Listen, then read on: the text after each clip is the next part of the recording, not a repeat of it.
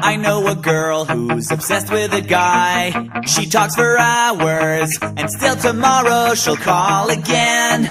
And when he thinks that this could be the end, she calls again. At 6 in the morning, she waits at the door. He tells her to leave, but still tomorrow she'll be there again.